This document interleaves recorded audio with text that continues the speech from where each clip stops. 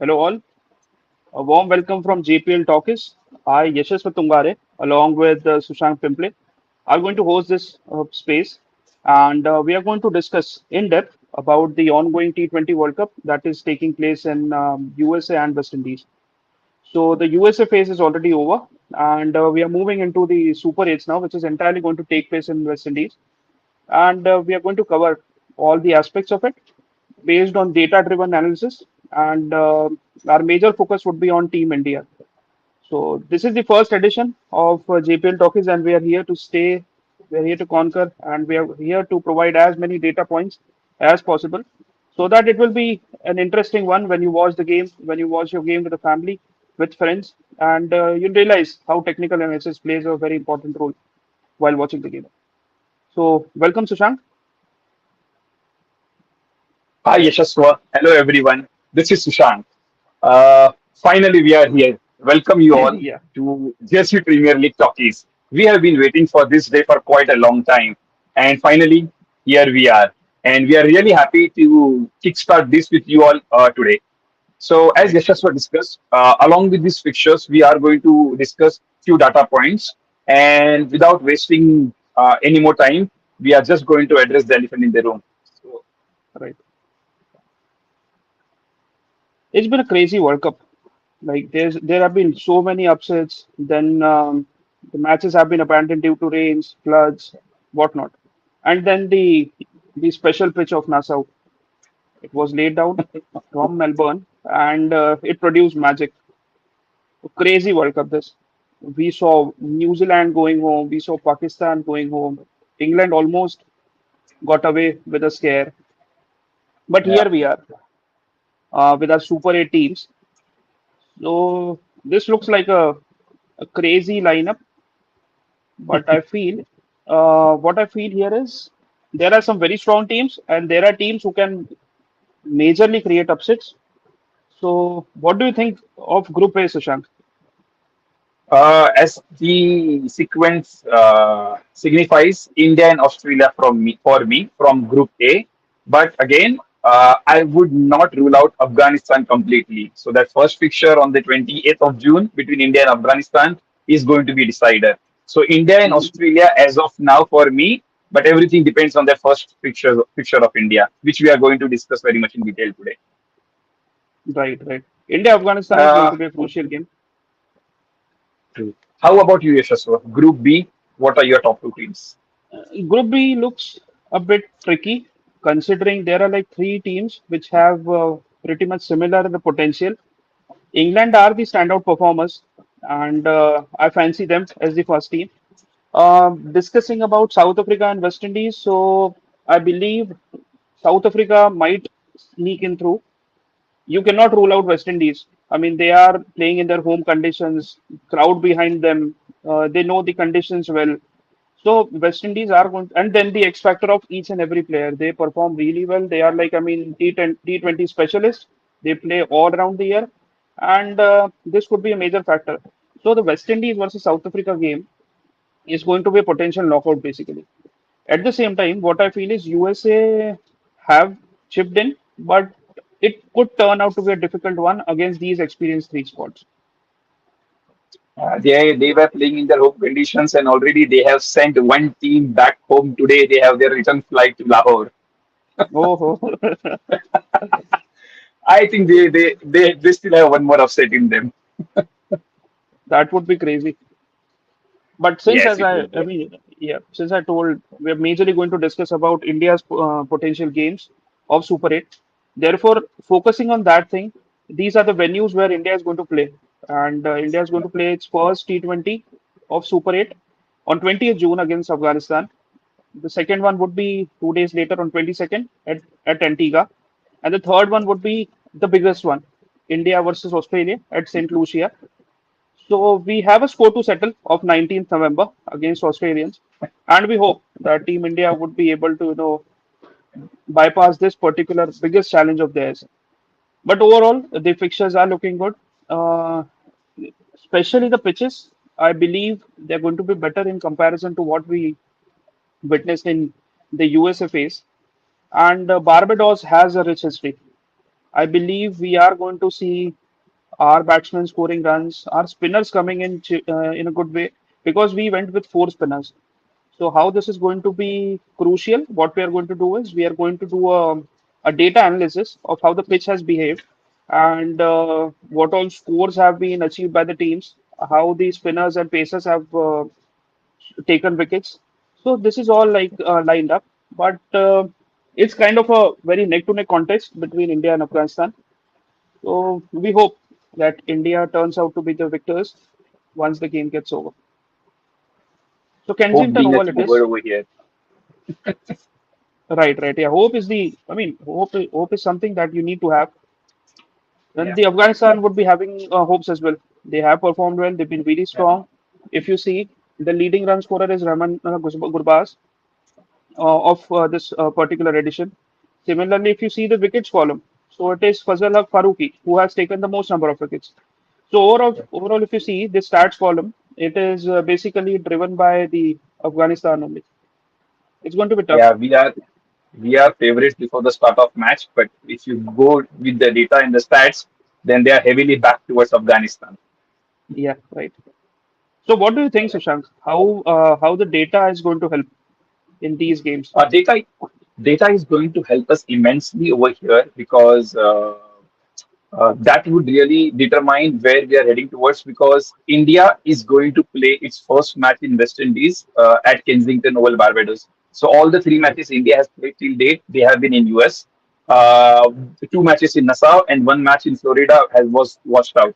So this would Right. be our first match in Kensington Oval, Barbados, in West Indies actually. The Mhm. biggest factor being all three matches there India is going to face at the gap of 1 day each on 20, 22nd, and 24th. These three matches against Afghanistan, Bangladesh, and Australia, these are going to be day matches, which is going to Okay. make a significant difference in the outcome or in the results. Because if you look at Afghanistan, they have played uh, all day-night matches till date. So yes, the data says Afghanistan is very strong right now, but they have played all day-night matches, and that has helped the ball to swing a lot more because all these matches, the contribution factor has been Fazaluk Faruqi and his left arm swing ball coming in, stumps getting uprooted. So these Mhm. points are going to be very crucial, and for all our Dream 11 users and our friends, the next few slides are very important for you all because this data will help you pick the right players and one player here and there, few points here and there. So if you are playing a league with your friends, if you are playing a league amongst Dream 11 other players, a mega contest or a contest with four players, this the next few slides are for you all. Oh, that is going to be interesting. Yes. So as we said, till date, these pitches were relayed. So we are only taking data which is of this World Cup edition. As Okay. of now, at Barbados, Bridgetown, Barbados, Kensington Oval, four matches has been played. Have been played. Two day matches and two night matches, day-night matches. So for now, we are going to ignore the night matches because there is a significant difference. In day matches, team batting first and batting second, they have won a match each. So toss is not going to play a crucial factor as per us because both sides have won matches over here. So that's for day matches. Now, when we go by scores by innings, if we look, the average first inning score is 178, Okay. and the average second inning score is 161. Now, as we said, teams batting in each innings have won one match each. What's interesting is match number two was between uh, Australia and England, and it was the only 200 runs scored in this edition until today, when Sri Mhm. Lanka crossed that 200 run mark as well. So, which means this wicket has runs in it. 178 being the average first inning score, and 161 being the average second inning score. Now, what's more interesting is in the first inning, on an average, three players are scoring more than 30 runs, out of which a single player on an average has gone on to score a 50. Comparatively, in a second inning, two players on an average are scoring 30 plus run, out of which a single one player has gone on to score a 50 plus run, which means there are chances that a batsman of your choice or someone with good abilities can score a half century over here because it has happened in this ground before. So Okay. that's from the batsman point of view. If you look from the bowler's point of view, the average wicket in first innings are 8 compared to the average winning wickets in second innings 6. So 8 versus 6. And if we further segregate this into pace and spin, it comes down to first 5 wickets out of 8 to pace bowlers and 3 to spin bowlers. In the second innings, it's equally divided between pace and spin, so 3 and 3. So this is Hmm. where Rohit Sharma's strategy of backing the side, a spin like with spinners in a day game, that's going to be a massive difference. So these are the stats. So we are talking about 178 versus 161 in terms of the average score, and we are talking about 8 versus 6 in terms of average wickets by innings. Okay, so it is basically a contest of bat and ball. I mean, Yeah. no major difference. These are balanced stats, wherein not only the batsmen are getting the opportunity to score runs freely, the wickets are also like the bowlers are also getting the help from the wicket, which is nice because ultimately at the end of the day, you want a balanced game. You want a game which is a competitive one, and where batsmen are not feeling that it's entirely a bowler friendly wicket, and at the same time, like bowlers should not feel like it's the wickets made from the IPL itself. I completely agree with you. We are not used to high scoring games in this edition of World Cup in US and West Indies. This game at Kensington Oval is going to be a bit different, and there are a couple of reasons for that. Normally, a 10:30 game might also see some morning swing because of some moisture. But if you look at the Hmm. climate, the weather is supposed to be clear on the 19th and the 20th, meaning Okay. the covers from the pitch will come out at somewhere around 8 o'clock, and they will have a high heavy roller going around the pitch. So if there is any moisture, overnight moisture, because there is no rain expected on the previous day of the match as well, which means there won't be that much moisture. Plus it's a 10:30 a.m. start, so the morning moisture would be off with the breeze as well. And I don't think so there would be that early swing. First over, we it can be here and there. So if in case anyone wins the toss, probably would go with chasing, and that first Okay. couple of overs would be very crucial. And that's where if we can negate those first couple of overs from Fazaluk Faruqi, I think we should be through. Okay. So basically, chasing is the one where India would be relying on, especially on certain players. So what I feel is there are certain players where which India should be targeting, and one of the Mhm. biggest names that are popping up right now is Virat Kohli, who has been kind of out of form, 5 runs in 3 matches. So I believe he is one of the major factors going in Super 8 with a very high potential of taking all the credit, all the limelight, all the accolades as well if he scores well. So we want him to click. Apart from that, another key player I believe is Rishabh Pant. Yeah, right. Rishabh Pant has performed well at number three. He brings in his X factor, and the biggest advantage that we have today is of Jasprit Bumrah. We are blessed to have him. We literally have seen how he has changed certain games for us, how he has single-handedly won games for us. So either bat first, either bat second. I believe Jasprit Bumrah is the one who is going to perform irrespective of the pitches. So Yeah. that's a very big advantage. And as you rightly said, if we can negate the left arm in swing of Fazalak Faruqi early on, then I believe Kohli can score big because he has proved time and time again the metal that he possesses. And based on it, I believe these three players are the ones who can change the entire course of the game in favor of India. Great. What do you think about Afghanistan? If Afghanistan, I'll give you three key players from my side first. Pretty simple. It's Remanullah Gurbaz, Rashid Khan, and Fazaluk Faruqi. So these Okay. are three players. If you ask me who would be dangerous for India, as we said, the conditions are not going to be that helpful to Fazaluk Faruqi as compared to these previous matches, and the opponents are going to be great as well. But still, we cannot say that he's not going to be useful. He's coming with that enormous confidence. He has taken two four-fours and one three. Like he has taken roughly around what 11 or 12 wickets in this Right. series already, and that's crazy. That's insane. So there is a threat. If we can negate those two overs, I think we should be fine. Then there is this Rahmanullah Gurbaz. He's crazy. He plays fearless cricket, and his averages are crazy. He is the talisman when it comes down to batting for Afghanistan. So if we can get his wicket, then it would be crazy. And this is where I think India needs to start with Jasprit Bumrah. His 4 overs, as you correctly said, are very, very crucial. But in those 4 overs, if he starts and gets a wicket in the first over, that is going to set the tone for India. So I think knowing that Rahmanullah Gurbaz has great starts against left-handers, and Arshdeep has been our opening bowler. I would love to see Jasprit Bumrah with that new cherry in his hand for the first over. And then goes without saying, Rashid Khan.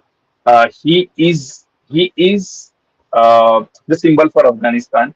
He Exactly. he plays that role to perfection. He makes some crazy batting. He bowls crazily. He has not been that lethal, although he has picked up 4 wickets against New Zealand. But after his injury, like surgery, we he has not been that lethal. So, but still, he possesses that edge. He can pick up those wickets. He comes normally to bowl that seventh over.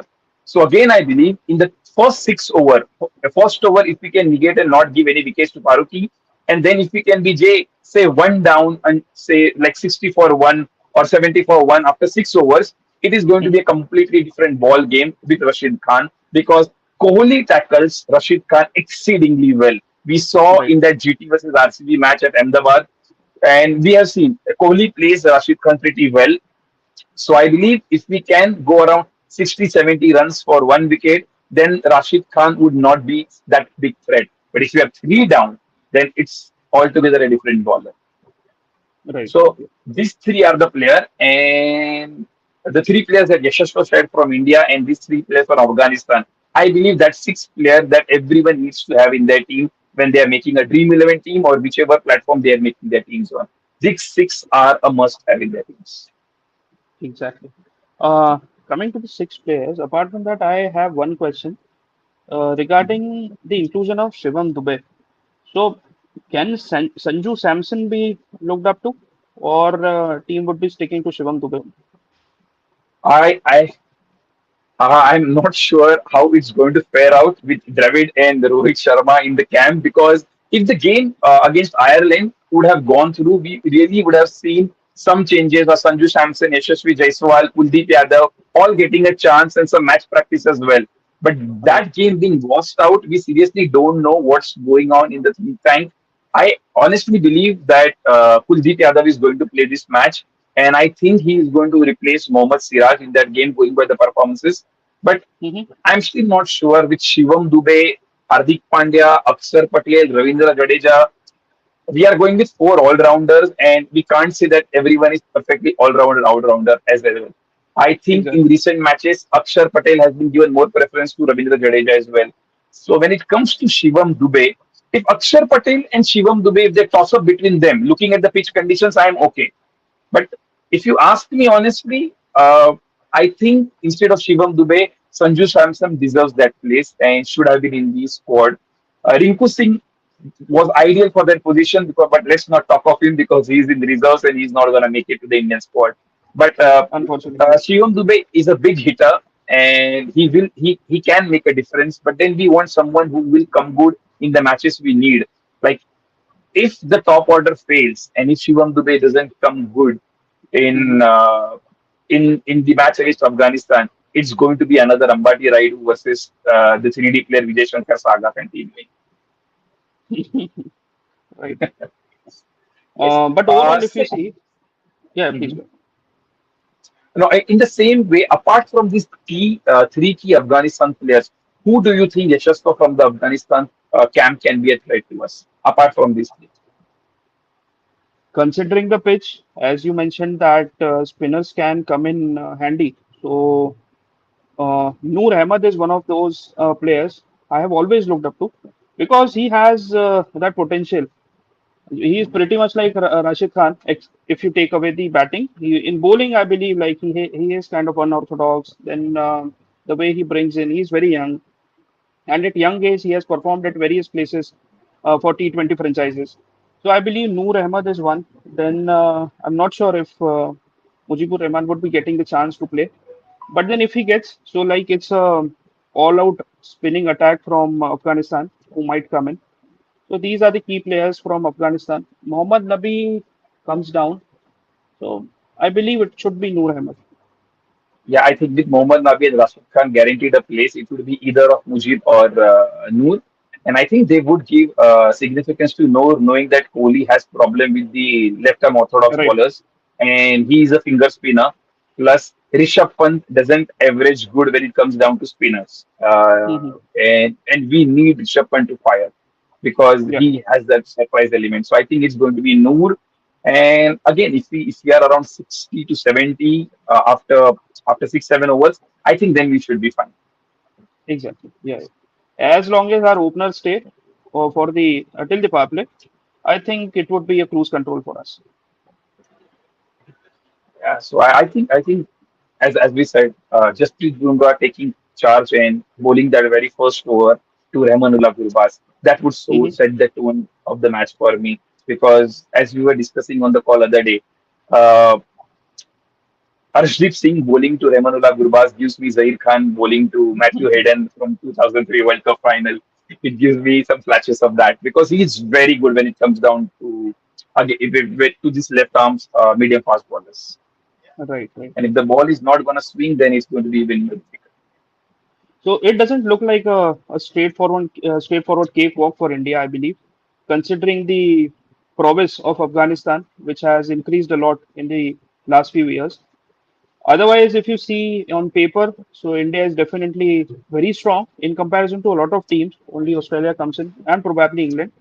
But then it's these key moments, key players who can make or break the game for you. So definitely looking forward to Absolutely. the India versus Afghanistan game. And any parting thoughts, Sushank?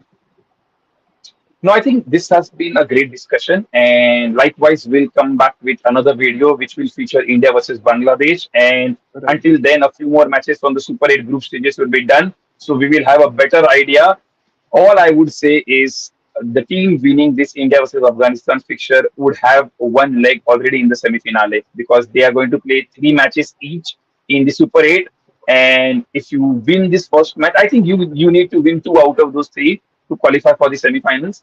And if you lose your first match, then it virtually becomes a knockout every match you play. Exactly. And I'm sure we don't want to. We want to challenge ourselves and we remember the World Cup finale, but we surely don't want to go into India Australia match with some extra pressure on our side. Let's not talk about 19th November. Probably we'll discuss about Yeah. it later on when India Australia is going to be discussed. But for now, let's enjoy the games against Afghanistan and Bangladesh. And Pakistan going back home. Crazy team. They are like, I mean, self-destructive team. Huge Yesterday it was potential, but crazy. Like, yeah, I like we need to wrap up this video, but we can't wrap up. Like, I was talking with my wife and I was saying that wow, this should be a cakewalk and Mohammad Rizwan and exactly. Sam Ayub probably Babar Azam. Oh, this was crazy. I don't know what Shadab Khan, Usman Khan, these are crazy names. And we love, like, I will not hide the fact that I love that Pakistan is out of Super 8, but there is no fun.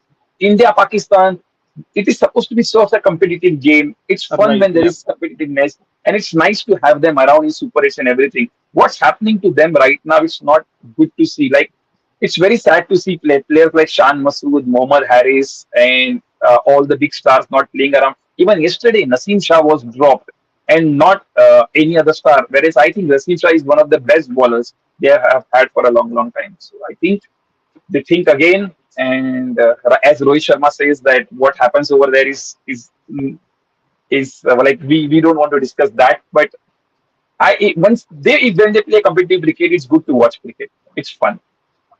See, if you see PSL, so they have performed well in their domestic cricket tournaments. But the thing is, once you mix in politics with cricket, it gets dirty at the end.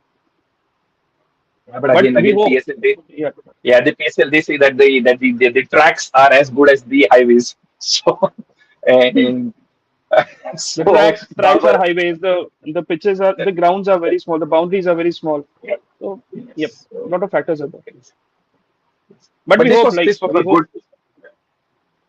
that Pakistan come up again with that passionate spirit, and we get to see that those competitive games that we have been seeing since our childhood. Yeah, And I sincerely think that USA has one more upset in them. And it's good to it see that they are in the opposite camp. I'm it really will looking forward to that upset. it'll just simply lit up the entire World Cup now. It will. I just don't want this India versus Afghanistan to be an upset. That's it. I just want this result to go in our favor because they are coming in Right. some red hot form and they are playing this last match, if I'm not wrong, of the league stage against West Indies. And Hmm. that's a day nighter again. And then they have a match. So they would be ready to perform over there. So okay, let's see. Yeah, I think Kohli coming good will silence all the critics and will silence everything around. So we need goal Kohli and machine. Bumrah to come through in this match. Yeah. Yeah, yeah. So thank you, Sushant, for joining in. We'll come up again with our second edition of Super 8 game against Bangladesh. But let's see how the pitch paves out, how the players perform, and we look forward to the comments from our viewers and the feedback, the suggestions, how we can improve, what all things we can put in, and how this data is helping others. Yeah, thank you, everyone. Thank you for joining.